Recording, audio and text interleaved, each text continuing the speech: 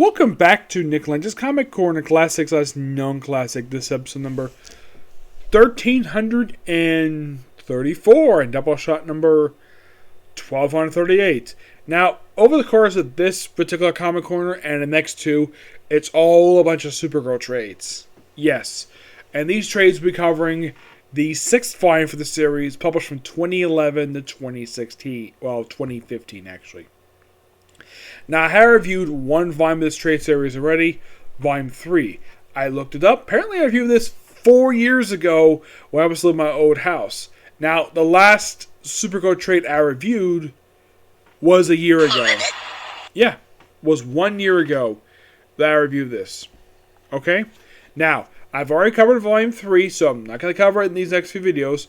This I'm discussing the very first 2 trades that collect issues from this very volume, which cover the first 12 issues and issue 0. First up, it is volume 1, Last Girl of Krypton. Now, first, before I talk about the story, let's talk about this costume, okay? Now, I know for a fact that this costume, like a lot of costumes for the current continuity when they started 10 years ago. Yeah, I can't believe it's been 10 years since these issues came out. Yes, 10 freaking years. Now, I didn't start my YouTube reviews until 2 years after this stuff started. Yeah. Now, in the case of this, well, this particular costume, it's okay look costume. I like the up portion.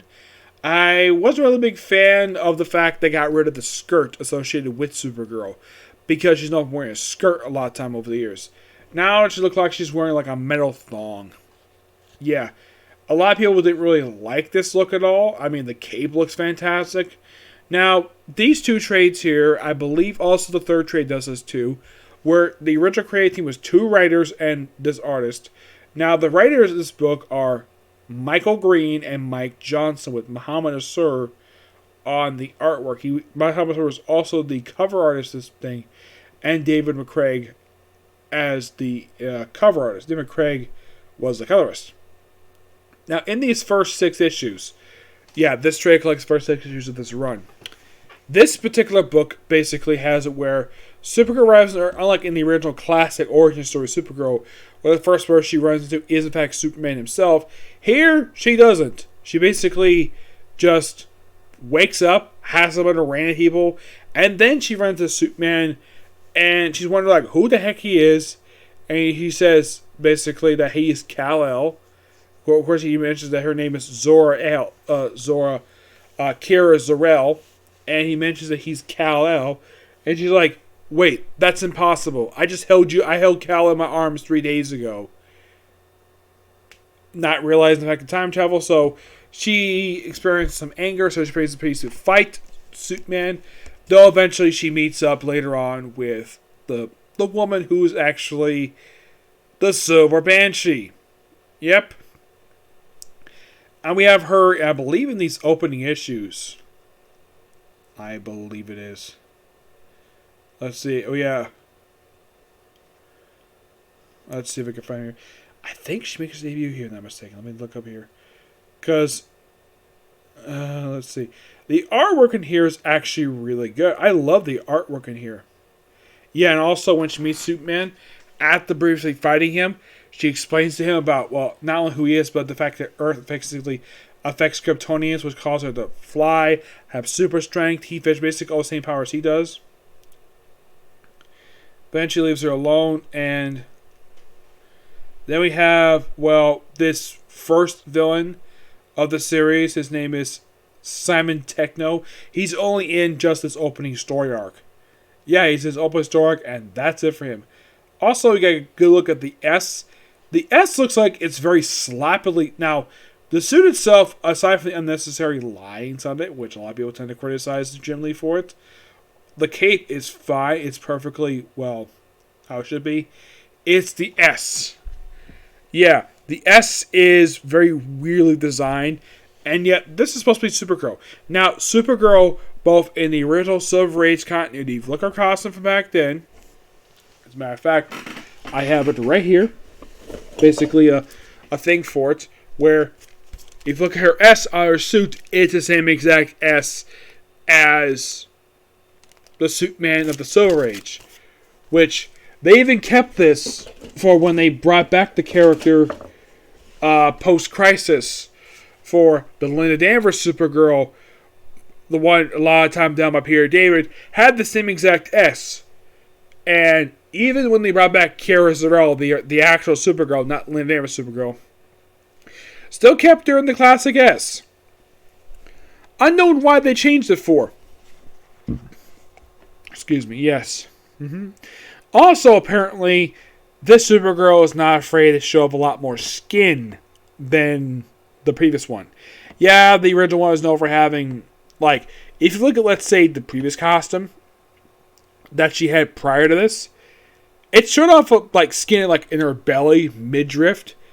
And I'll talk about, basically, next Comic Corner about the writer who succeeded here, who actually didn't like that look. I'll talk about him. So, yeah, she basically just deals with Cyber Techno stuff, battles some random creatures. Yeah, not a lot of stuff going on in the opening story arc of the series. Yeah, it's not until the second story arc where she encounters, well, Silver Banshee. And here we have the debut of this character, Rain. You're probably thinking, Rain, you mean the character who showed up in Season 3 of Supergirl? Yes, this arc is her debut. She was a recent character at the time, basically, when she debuted in Season 3 of the show. At the time, I think she only been around for just for a few years. And Rain is technically a Supergirl villain. She's an original villain. Unlike, let's say, Metallo or Reactron, which are Superman villains, Rain is clearly a Supergirl villain. That's basically what she is. And, well, she goes to, looks like to be like a ruins of like Argo City. And she's a father. Basically, he kind of explains like what happened. And then later on, basically, she runs into Rain, or she fights her. And like in the show itself, basically, she's kind of like a warrior created by Kryptonian technology. And that's when we have the debut of this, basically, so the Silver Banshee. This is her in her human form. Yep, her in her human form, which I think is great. And the thing is, the writer of this book made her a supporting character in this book, which I think is an interesting idea. I love the idea. And then we have Supergirl in New York City, beating a bunch of monsters. And, well, I think like, okay, I think everything's done. Like, you might think it's at the end of it. Apparently it is. Well, actually, it was the first 7 issues, not the first 6. Sorry about that. Yep. Now, with the exception of the Superman stuff, this opening story arc is just okay. It's not all that good, per se. Though the stuff gets a little better than the next story arc. This is the second volume, Girl in the World. Yep, still done by the same creative team. Yeah, no change here. And this one mainly deals with Silver Banshee. You gotta love this cover. Yep. Oh, and by the way, Silver Banshee herself, like Saban herself, she actually has short hair. Because if you look up her previous appearances, heck, even when she appeared in the Super Anime series, she had long, short-length hair. Here is shorter, and they actually changed her design here when she becomes the Silver Banshee. They kept the fact she was Irish, and the fact she could transform into the Silver Banshee. Well, like in her original appearance was back in Action Comics 595, she actually, back then, she was basically Silver Banshee 24/7. Here, she's basically, well, not. Well, then, of course, Supergirl, she takes Supergirl to her one-room apartment when she agrees to stay there. And, of course, they chillax. And, of course, then we have debut of the Black Banshee. You're probably thinking, who the heck is this guy? This is Silver Banshee's father. Yep. And here we go. Here's Silver Banshee. When you think like, wait, this is Silver Banshee?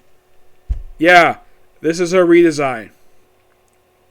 Which, unlike what happened with Ultra Humanite, which came out a couple years after this, I can buy the fact this is Silver Banshee. Yes, I can buy it. Because by appearance-wise, despite the fact she hasn't had the same earrings as she did back then, it's still the same color scheme. And appearance-wise, yes, I can buy the fact this is Silver Banshee. Yep. And, well, we get a bit of backstory on the Silver Banshee herself. The Black Banshee, how he became the way he is. And in the end, basically, she's able to turn back normal thanks to, well, convincing her after she beats the Black Banshee.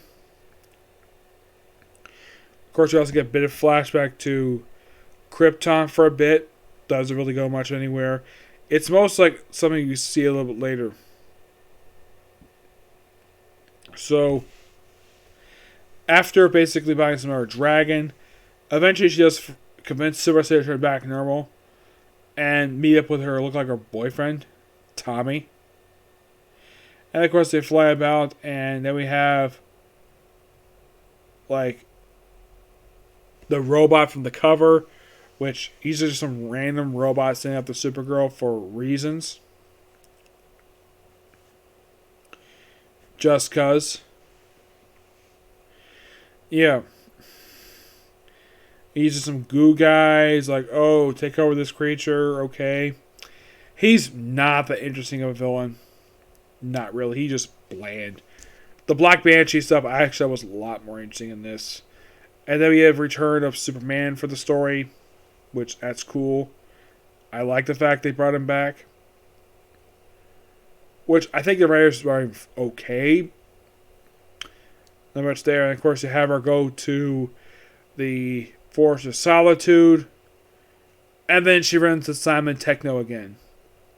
Why? Just cuz. Yep. And then we have Supergirl. This is the cover of Supergirl number 0. A lot of the time when they do these covers, they usually have them punch out the covers. They have her issue 1. Not this one. Nope, not this one for some reason. Yep. So, this is pretty much her backstory. From what I can tell, it's mostly the same as her classic origin story, but, well, how she first got to Earth. It's basically a modernization of a classic origin story. That's basically what it is. And she also meets, apparently, Superboy in the Superboy himself. The Con-El Superboy. The one from the current continuity. Who actually disappeared, like, right after Scott Lobdell wrapped up his original run for... Well, actually, he wrapped up his run for the second volume of the current era Teen Titans. Yeah, he disappeared and was never seen again for some reason. Excuse me. Why is he here? Just to tease, well, Hell on Earth, basically, what comes a bit later. Of these two trades themselves, the first trade I give this one an 8 because it's an okay start to the run. But in the case of the second volume, it's a little better. I give that book roughly I'm going to give that one 9 out of 10. Because it feels like an improvement over the previous volume. That's simply put how I feel about it. But yeah, not much else to say about these two trades. They're okay. But next Comic Corner, brand new creative team. Yep. Brand new.